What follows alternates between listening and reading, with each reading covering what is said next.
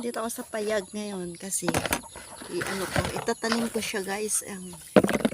Magtanim tayo ngayon araw. Ayan, sa payag tayo. Tsaka doon natin siya itanim. Doon. Kasi may naano ako na natag nito na kangkong. Ayan. Kasi umulan kagabi. Kaya pwede natin siya itanim ulit ngayon. Kaya libre na naman tayo pag siya. Oh, diba? Tatanim na naman si Ami Vlog ngayon kasi walang duty ngayon. Tapos hindi tayo busy. Medyo maulan kagabi kaya maganda ngayon magtanim. Kaya yun, ito ang dami siya oh. Oh, diba? Ilang araw na naman to, ilang days. Maka-harvest na naman tayo ng ating kangkong. Ayan oh, dalawa. Diba? Ayan, ready na ang ating kangkong ngayon. Tatanim natin doon. Diba? Ayan siya guys. Tatanim natin ngayon for the day ang aking vlog. Magtanim ng kangkong. Ayan. Kung wala ako kasi minsan doon sa bahay sa loob, yan, sa garden naman ako.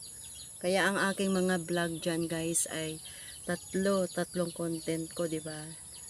Pero personal vlog naman yung akin kasi, kaya huwag kayo magtaka kasi kung anong pamumuhay natin, yun lang din yung ating i-upload.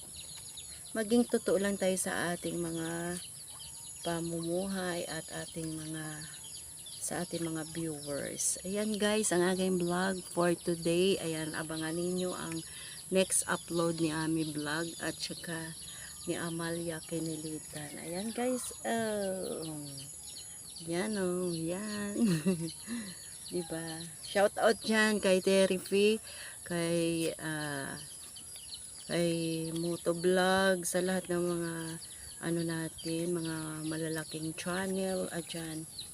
Shout out dyan sa aking mga parokyano, sa aking kasama sa trabaho, 'di ba? Ganun talaga guys ang ating Beverly claim ako. Ayan guys.